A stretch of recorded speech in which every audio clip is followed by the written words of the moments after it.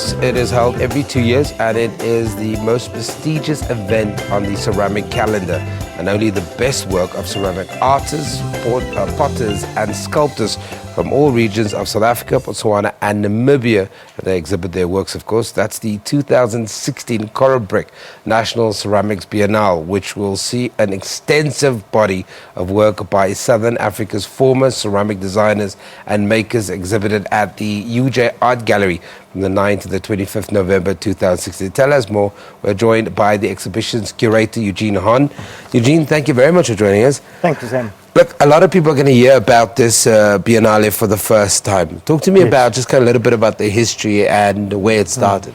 It started many, many years ago. It's organized by the National Ceramics Organization, representing all potters and craftspeople from across the country. And it was felt necessary to introduce a competition to promote excellence, fine craftsmanship, and to promote ceramics. And people forget ceramics is exciting.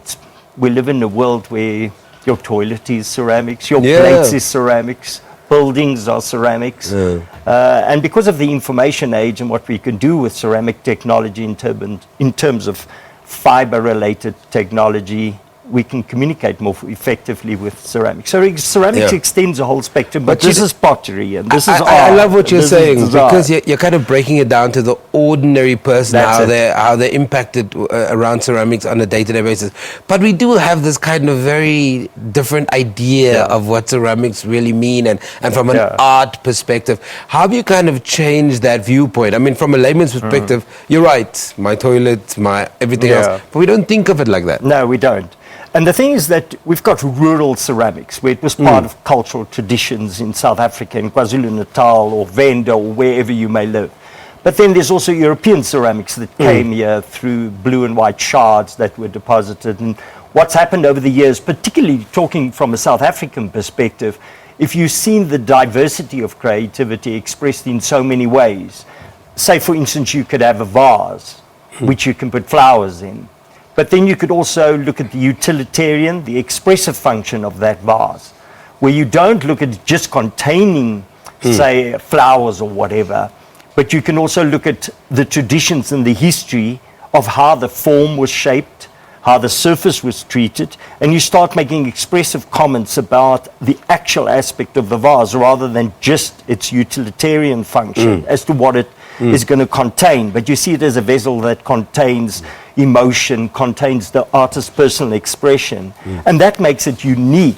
But then it stretches across. You start bringing in sculpture, you start bringing in tiles, you start seeing a wide range of expression across a wide variety of disciplines. So instead of just having utilitarian objects, and that's what makes the show difficult to curate, because people are emphasizing different things.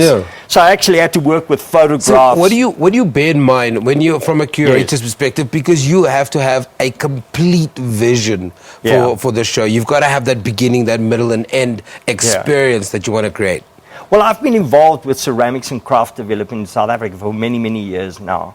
And what I need to do is you need to get all the work in. You need to see, and then there's selectors. I was part of the selection. And I've been part with regional exhibitions, and so you get to understand where the work is coming from. I've also been the head of... What is top of mind, sorry to interject, when you're doing a selection? Because every year it changes a little. It can't be the same things that you're focusing on, or do you focus on the same things every year? Well, there are different categories. You could either look at the surfaces and the traditions, be it European or African or what cultural differences in the products. Then you start looking at innovation and creativity within that area and something new. So when you're selecting, you're looking at what does it represent? What sort of cultural tradition does it represent? What kind of artistic expression does it represent? And then you categorize the work together and you start looking across the various ranges of ceramics that is available, and you make sure that you've got the best representation of that. It embodies all the techniques and the processes that goes into the refinement of the forms, the refinement of the surfaces. Ceramics is actually quite complex. Well, the way you speak about it, I'm starting to see it in a completely different light. I thought it was just boring stuff.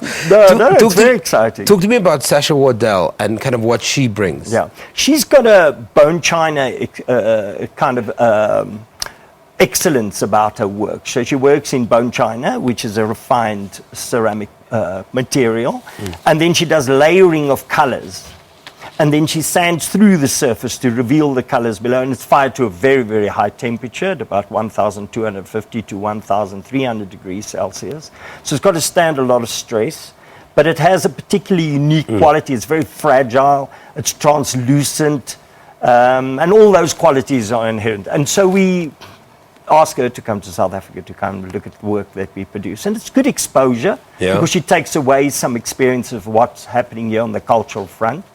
And hopefully that will stand our potters in good stead in the future. Well, this sounds absolutely amazing. So we're speaking to Eugene Hon, who's the curator of the 2016 Corobrik National Ceramics Biennale exhibition, which runs at the UJ Art Gallery. Get this, and we want you to go from the 9th to the 25th of November. So go and check it out, and it's held every 2 years. So this is really a special treat.